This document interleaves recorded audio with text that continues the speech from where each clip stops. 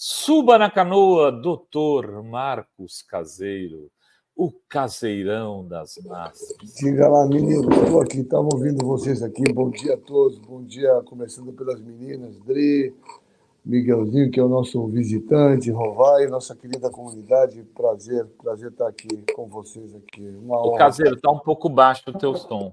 Perfeitamente, vamos aumentar isso Agora aí. melhorou. Melhorou? Vamos aumentar o negócio. Eu tô na faculdade e aqui na faculdade é ruim a internet, o telefone pega melhor. Aqui, já sei. Aqui melhorou, talvez? Melhorou, é. Talvez. Comprei ali na esquina esse microfone aqui roxinho, paguei 3 contos, mas tá funcionando bem, né? R$3. É tecnologia cubana. Quando eu estava em Cuba. Sensacional. Primeira vez que eu fui, tinha um cara que tudo que ele era improvisado, ele falava La tecnologia cubana, um cubano. Ele usava o tanque dele para fazer de laboratório fotográfico. Não, eu tinha um grande amigo aqui em Santos, que talvez vocês todos conhecem, inacreditável, um grande camarada, fomos em muitas festas juntos, que era da arquitetura, que era meus amigos, que era o Aikio. O Aikio é aquele japonês, você lembra daquela propaganda que falia La Garantia Soy Yo? Ele que fez essa propaganda, La Garantia Soy Yo. O Aikio, esse cara morreu, cara, num acidente, acredite, nas dunas em Recife, ele capotou lá um daqueles bug e ele teve fratura, cara, cervical. Um cara gente boa, um cara um gênio, né? Morreu numa bobeira dessa, né? Mas é isso aí, faz parte da vida. Miguel, fica aqui com a gente. Você sabe que o Miguel está lançando um livro, mas é lá no Rio de Janeiro, Caseiro. Não, eu estava ouvindo aqui que ele vai lançar lá perto dos Arcos da Lapa. Eu estava ouvindo. Vamos trazer ele para Santos. Ele Nós precisamos trazer aqui para a gente lançar. Um busão do Rio de Janeiro a Santos, você vem direto, Miguel. Aí você aproveita e lança em São Paulo. Vem para Santos, lança em Santos, depois lança em São Paulo. Com certeza. Vamos combinar sim. Nós temos aqui os amigos da livraria Alejo aqui. Dá para a gente fazer uma festa aqui. Você fica na minha casa, você não precisa ter nada. Minha casa é grande, dá para você ficar lá. Traz a família, o cachorro, dá para tudo ficar aqui. A gente seria muito legal. Sempre com o Miguel, né? A Cizi é carne e osso com o Miguel. Então. Cachorrinha, ela está aqui do meu lado. Não, legal. Ô, Caseiro, hoje a Adri tem perguntas diferentes sugeridas pelo Dr. Fran. Ele falou, mas vocês vão falar de dengue e Covid de novo? Eu falei, mas é o que o povo quer saber. O povo quer saber de dengue e Covid. Em algum momento a gente vai ter que falar. Mas já que tem perguntas mais objetivas, mais... Não, olha, alguma coisa está errada, viu? Porque você sabe que... Agora há pouco eu estava dando aula, eu tinha combinado, tinha me esquecido, os caras da CNN me ligaram, aí eu parei a aula, falei, deixa eu falar com os caras aqui, é a mesma história sempre, né? Aí tinha um recado aqui do pessoal da Jovem Pan, rapaz, pela terceira vez me ligam para a Jovem Pan. Chamou, eu vou, né? Não tem problema, mas é interessante. O doutor Caseiro está cerca pelos 7 lados, o importante é estar... Doutor Carneiro. Aí, vamos lá, falar lá com os meninos lá, né? É isso aí. Vai ser que nem o Genuíno, todo mundo chamava ele de Jesuíno. Mas vamos lá. Antes a Liege manda aqui, boas tardes, boa sexta, doutor Caseiro. Grande Liege. Liege é gente boa demais, está sempre conosco aí, né? Uma honra estar aqui. Aí, ó, Marcelo Matos já está perguntando, Caseirão das Massas 2024. Tomei a 5ª dose de Covid há um ano. Eu posso tomar a 6ª dose? Abraços, estamos na campanha. Aí, ó, já tem campanheiro aí para você. Não, Marcelo é nosso companheiro aí, uma figura excepcional. Ele e a esposa dele. Marcelo é sensacional, né? Um cara da ativa, um cara super gente boa e está sempre conosco. Eu conheço ele. Marcelo, espera um pouquinho. Está chegando ao monovalente. Eu estava conversando aqui, o Ministério está comprando. E é isso aí, nós vamos ter que tomar uma vacina anualmente, né, de reforço, mas agora vai chegar a monovalente, que é específica para essa cepa Ômicron que está circulando. Então, se já tem 5, espera mais um pouquinho, né, para tomar. Vai chegar, então, uma nova. Eu também queria saber isso. É isso aí, essa monovalente está chegando até final de março, começo de abril, o Brasil já negociou, então vai ser legal, porque nós vamos ter uma vacina monovalente, mas ela é específica para essa cepa Ômicron que está circulando no momento. Então, ela traz uma proteção total, inclusive, porque o que está acontecendo? Muitas pessoas estão pegando, apesar da vacina, mas estão pegando, mas não fazem forma grave, né? Aqui no hospital não tem mais ninguém UTI, não tem... Mas, obviamente, você pegando, você tem sintomas respiratórios. Então, com essa nova vacina, você tem a proteção total, inclusive, contra não pegar mesmo as formas mais leves. Então, para quem tem 5 vacinas, 4, eu acho que o momento claramente é de esperar, né? Sem dúvida. Mesmo quem tomou há mais de um ano? Sim, vocês viram que a recomendação agora desse ano do Ministério é que nós tenhamos uma vacinação anual, uma por ano. Então, você tomou ano passado, está chegando nesse ano, eu acho que, né, dá para ele esperar para tomar esse reforço, mas já com a vacina nova, né? Legal. E deixa eu ver se... Dri, pergunte ao Fran, vamos lá. Pergunte ao Fran. Quer dizer, pergunte ao Caseiro. Não, olha só, Caseiro, muita gente pergunta por que demora tanto para conseguir consultas com alguns especialistas no SUS? Isso é antigo, né, Caseiro? A gente tem um problema de especialidades no Brasil que desde sempre, né? Vocês sabem, viu, meninos? Eu acho que essa é uma das grandes discussões. Eu acho que, entrando até um pouquinho dentro da conversa de vocês que estavam... Eu acho que a gente tem um enorme problema que de alguma maneira, o bolsonarismo... Eu não gosto dessa palavra, eu não acho que esse cara compõe um pensamento, né? Isso é um nada, né? Mas o fascismo, em geral, que veio com muita força... ele trouxe à tona umas coisas que, do meu ponto de vista, eu até gostaria de ouvi-los, expôs de uma maneira muito radical, que é a qualidade da formação dos profissionais que nós estamos formando, né? E eu reputo a isso que eu vou falar uma coisa, viu, Miguel, que eu gostaria de te ouvir. Eu acho assim, uma coisa que extrapola o meu raciocínio. Por exemplo, um advogado, nós tivemos vários, trabalhar a favor do fechamento do Supremo. Veja, um deputado, nós sabemos a qualidade deles, trabalhar para fechar o Congresso, porque ele foi eleito democraticamente, está no Congresso, ele é a favor de fechar. E aí eu extrapolo isso para o médico. O médico estudou 6 anos, ser contra a vacina. Então, assim, nós estamos formando mal esses caras, né? Então, eu acho que a gente passa por uma remodelação, e aí eu entro na sua atenção, da rediscussão da formação médica. E eu estou afirmando com todas as letras, não tenho dúvida, eu sou um médico que atendo 36 anos, né?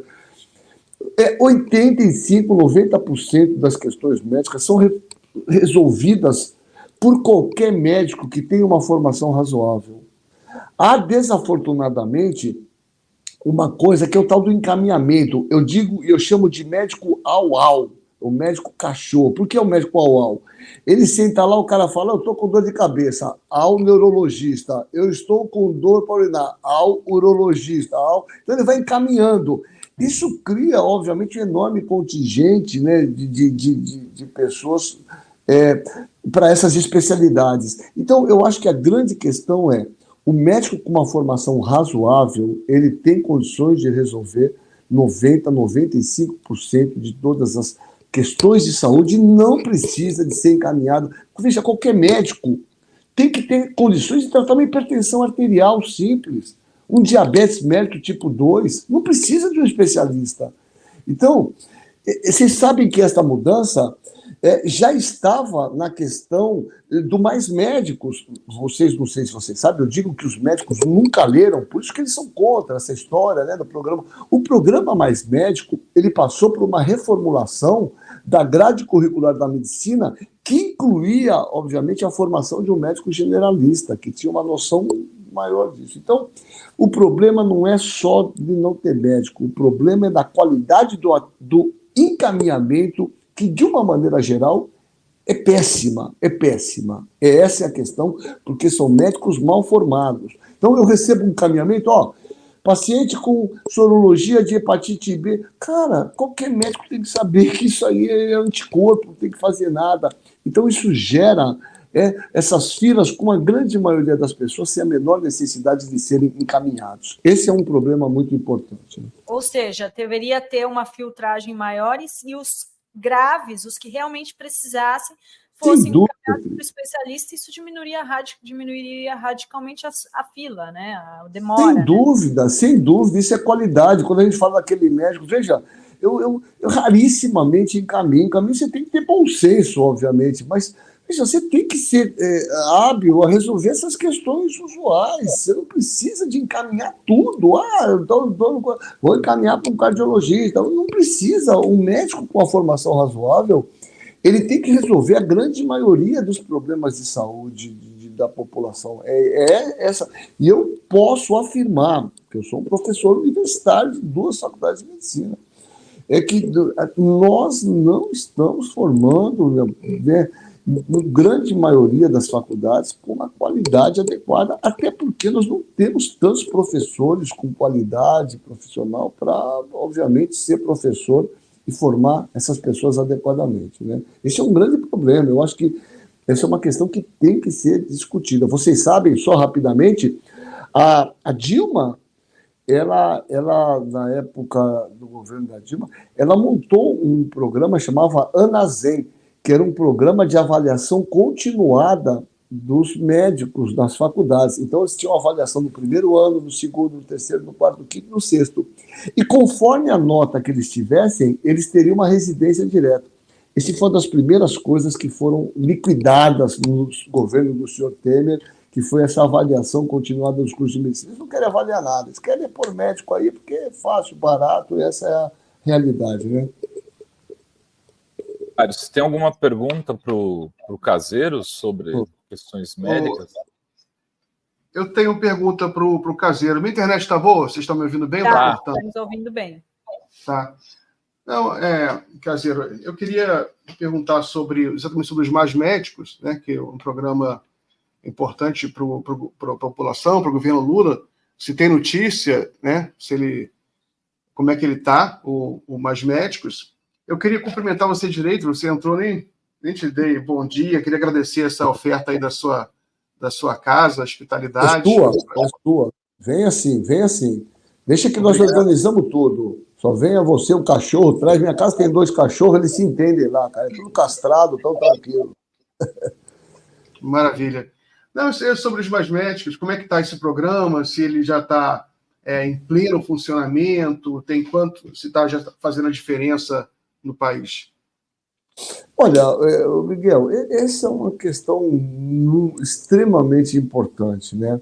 Eu acho que neste momento que nós temos, viu, Miguel, eu acho que se tudo que vocês estão falando aí, que a gente, né, eu acho que são questões importantes do governo, vários aspectos nessa questão, por exemplo, dos alimentos. É uma verdade, eu estava ouvindo um pouquinho de vocês, né? Tá caro, a comida tá caro. Isso é uma coisa que, né, quem vai no supermercado como eu vou sabe disso, né? Por que eu estou dizendo isso aqui?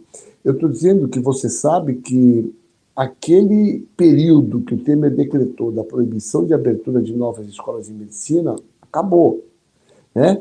Então, eu estou já informando vocês aqui que a partir do meio do ano nós vamos ter uma avalanche de aberturas de novas escolas de medicina. Podem escrever o que eu estou dizendo. E isso vai ser porrada de todo lado, né? Isso vai ser paulada de todo lado, principalmente dessa categoria dos médicos, do qual, infelizmente, eu pertenço, né? Que vão meter a boca nisso. Então, dentro do programa Mais Médicos, não era só trazer os médicos cubanos, era a questão, justamente, né, de levar médicos para essas áreas onde os médicos não querem ir. E me parece, neste momento, viu, Miguel, que eu acho que o governo tinha que trabalhar de uma maneira, eu diria, feroz. A gente precisa de melhores ideias lá no governo, né? Eu digo para você que com a quantidade de médicos que nós temos formado nesse momento, dá para a gente criar um programa, né? Principalmente, por exemplo, desses médicos do ProUni, o que for, para que eles tenham, como é na Espanha, meu caro. Quando você se forma na Espanha, você não vai para onde você quer, você vai para onde o governo vai te mandar nos 2 primeiros anos. E eu acho que a gente precisa começar a ter essas ideias, né? Então, se o governo paga para as pessoas, fala, olha, um compromisso teu é que você vai ser mandado para trabalhar naqueles lugares que a gente mais precise. Então, a gente tem que passar por isso. O programa Mais Médicos não é só trazer médicos cubanos, não. Ele incluiria a questão da mudança da grade curricular, da abertura de novas faculdades e todas essas questões. Mas na questão do programa Mais Médicos, sim, já tem diferença, já tem médicos atuando justamente naqueles lugares onde esses médicos que são formados aqui não querem ir, né? Porque, na verdade, o cara se forma num centro urbano, com tudo, de repente fala assim, você vai ter que trabalhar numa área afastada, sem... Não é nem questão de condições, é questão de não ter acesso àquilo que todo mundo acha que é importante na vida, né? De consumo, de shopping e tal. Essa é a grande dificuldade que eu acho que a intervenção do governo deveria ser, e tenho trabalhado, né, nas possibilidades para discutir isso lá no Ministério, dessa questão específica, viu, Miguel? Olha só, tem um comentário aqui do Reinaldo Lopes, ele diz, trabalhei por 4 anos em uma UBS, é impressionante como os pacientes exigem, ainda que bem assistidos, serem encaminhados para especialistas, é uma coisa psicológica doida. Daí, não, Reinaldo, é muito boa. Os pacientes hoje chegam com essa ideia, doutor, eu quero ir para um cardiologista, eu quero... Mas aí que entra a qualidade do médico, e é muito mais fácil, vocês concordam comigo, que o médico chegar, em vez de examinar, conversar com o paciente, ele fazer uma cartinha de encaminhamento ao cardiologista, tchau, resolvi teu problema, goodbye, fiz o meu trabalho.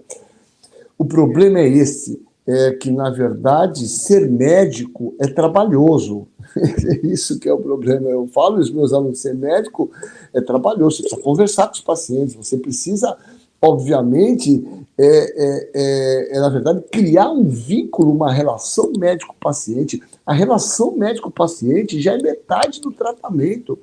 As pessoas têm que entender isso. O placebo tem potência, tem poder, e o médico tem essa função, né? Quando você estabelece uma relação médico-paciente boa, você veja a questão da homeopatia, que nós não vamos entrar nessa fila, principalmente com a nossa audiência aqui, né?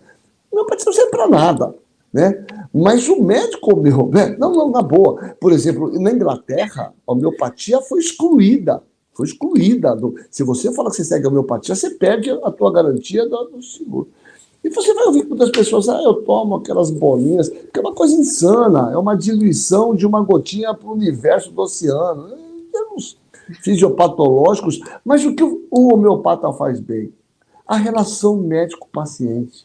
Ele faz muito bem, ele vai, te conversa, te examina, te vê, tá perto de você e tal.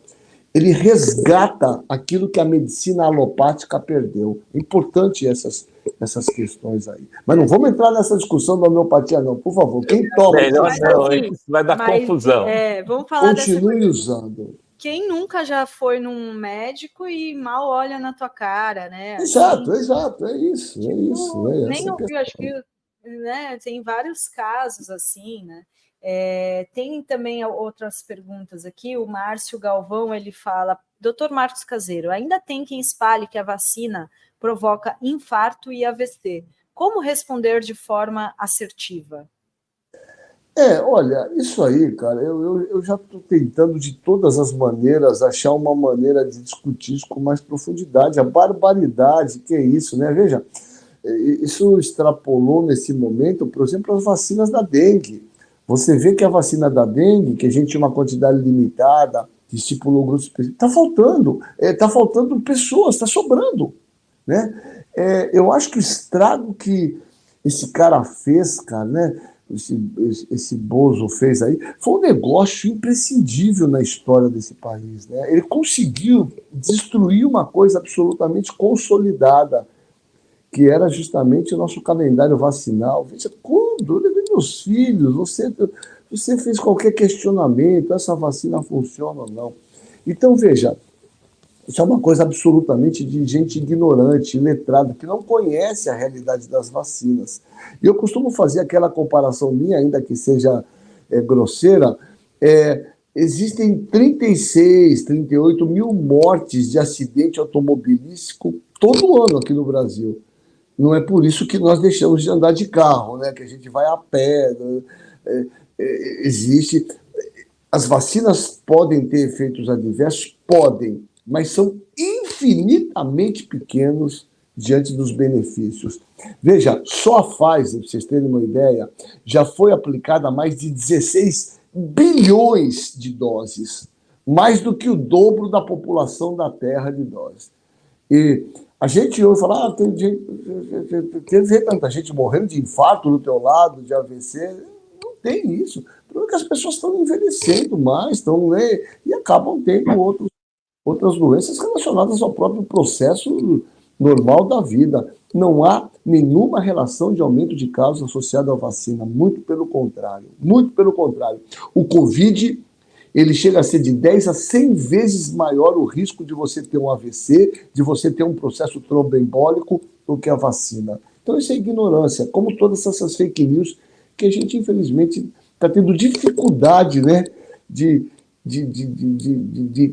combater isso, e a gente precisa aprender, talvez, com os caras como fazer isso com melhor eficiência, né?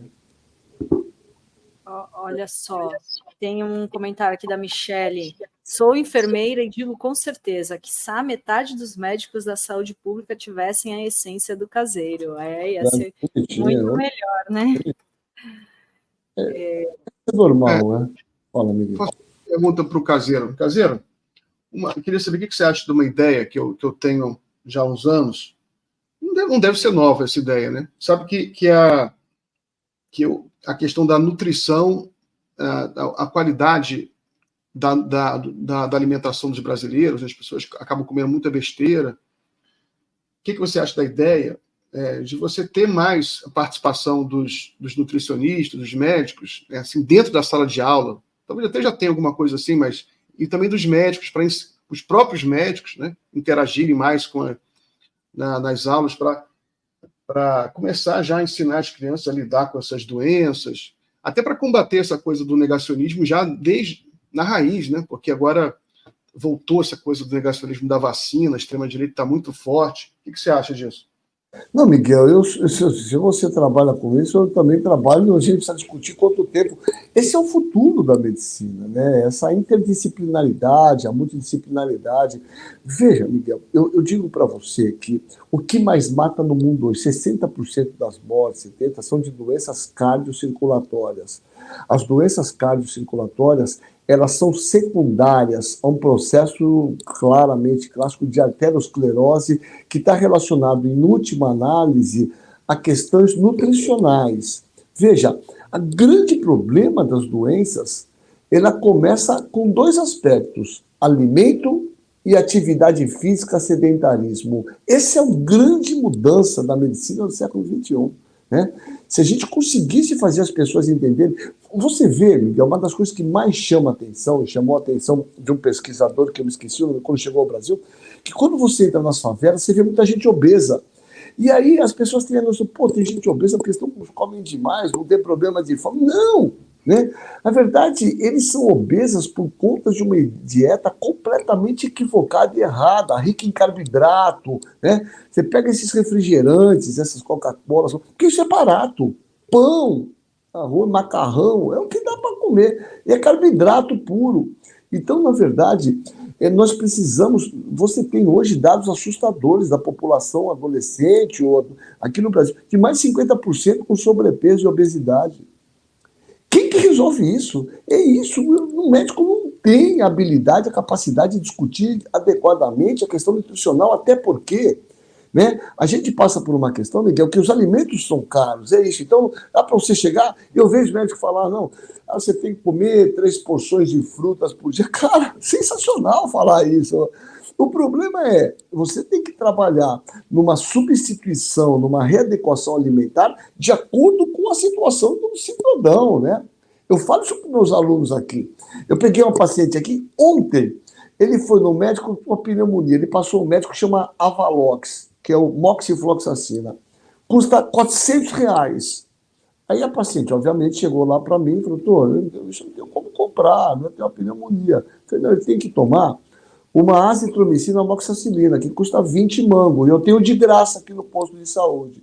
Então, é a mesma situação. Para que você dá um remédio daquele? Eu falo, sempre pergunte para os seus doentes, você tem condição de comprar esse remédio? Não tem. Então, você tem que trabalhar com isso, adequar o que é necessário com o que é possível. E assim vale para a nutrição. Aqui nessa faculdade que eu dou aula, uma delas aqui, a gente tem o PBL, né, que é essa mudança que eu acho que é o futuro do ensino, né, o PBL, TBL é o caminho. Então, e aqui, na base, até o terceiro ano, nós temos quem fica como tutor, nutricionistas, fisioterapeutas, né? A partir do terceiro ano, é só médico que é tutor. Eu posso afirmar para você, Miguel, estou afirmando aqui, esse modelo de ensino é revolucionário e é por aí, que é o método Paulo Freire, simplesmente isso modificado, né? É o caminho que a gente tem para a gente readequar, e vai nessa linha sua, né? Quer dizer, a gente tem fisioterapeuta, a gente tem nutricionista, quer dizer, que dá um outro enfoque, e eles fazem rodízio, então dá um outro enfoque na formação desses meninos, né? Esse é o caminho, eu não tenho dúvida. Olha só, queria dar uma breaking news aqui. A Fórum teve acesso... vai ser o Fala Rovai, viu, Dri? Então... Não, dá breaking news, só o título. Só o título, então... A Carla Zambelli pressionou o comandante da FAB por golpe de Bolsonaro e tomou invertida. Está no depoimento do Carlos Almeida Batista Júnior, que era o comandante da Força Aérea Brasileira. Então, mais e assista já no Fala Rovai. No Fala Rovai. Já, espere, aguarde. Caseirão, vai ter aquela cantibrina lá amanhã mesmo? Ou vamos fazer. Eu só estou planejando se nós vamos fazer à tarde ou mais no final da tarde, porque eu tenho as coisas para fazer, mas eu te comunico. Mas que vai ter, vai. De qualquer maneira, nós vamos conversar. Quero ver vocês, quero ver o Luquinha. Vamos lá para casa, vamos conversar um pouquinho. A gente tem muita coisa para conversar lá. Tá bom? Vamos trocar uma ideia. E vamos esperar, né, ardentemente, a visita do nosso amigo Miguel aí. Vamos ver se ele passa um dia conosco aí, pelo menos um fim de semana. Ele vai gostar aqui de Santos bastante, tem muita semelhança com o Rio de Janeiro, né? Tem muitas coisas parecidas, é isso aí. E parabéns, viu, Miguel? Parabéns. Eu sempre sabe que à tarde... Você não conhece Santos, Miguel? Não, ainda? Não. Eu conheço pouco, eu já passei por Santos, né? Eu ia muito para Guarujá, que tinha um congresso de café anual em Guarujá, eu ia direto. Às vezes, quando a gente saía para Santos, para noitada em Santos, mas não conheço muito, não. Olha aí, tão legal. A gloriosa Vila Belmiro, aí você se apaixonar. Aliás, eu vou pegar a carteirinha contigo, hein? Eu tô contando. Você vai lá, nas minhas duas cadeiras, vão assistir. Quem diria, meu pai podia estar vivo nesse momento para assistir esse glorioso clássico, Santos e Lusa, Portuguesa de Desportos, né? Uma coisa maravilhosa, né? Já comprei ingresso para o meu primo na minha carteirinha, não tenho mais nem como comprar ingresso, Caseiro. Não, tenho meus dois. Minhas duas cadeiras estão lá e eu não vou, não, que eu vou estar até de noite de plantão. Vá lá, sente na minha cadeirinha tranquilo. Eu tenho duas cadeiras na gloriosa Vila Doutor Marco Carneiro, o Carneiro do Carneiro. Carneirinho velho. Então, meninos, bom estar sempre com vocês. Obrigada, Caseiro. Um beijo, depois a gente conversa. Um beijo à comunidade, ficam todos bem. Ó, Caseiro, eu inaugurei o Fala Rovai, Folha Santista. Fala, Rovai, o editorial do Folha Santista. Já tem o primeiro gravado, falando sobre as pesquisas eleitorais aqui em Santos. Vai estar no Instagram, no YouTube do Folha Santista. Então, todos os dias, 13h, hoje já vai atrasar um pouco, foi o primeiro, 13h vai estar lá, Fala, Rovai, o editorial do Folha Santista. Pô, muito bom, muito legal, Rovai, parabéns. Vou começar a falar da terrinha. É isso aí, legal. Um beijo, meninos. Tchau, Drigo. Valeu. Tchau, Miguel. Um abraço, parabéns pelo teu livro. Valeu, Caseiro, um abraço.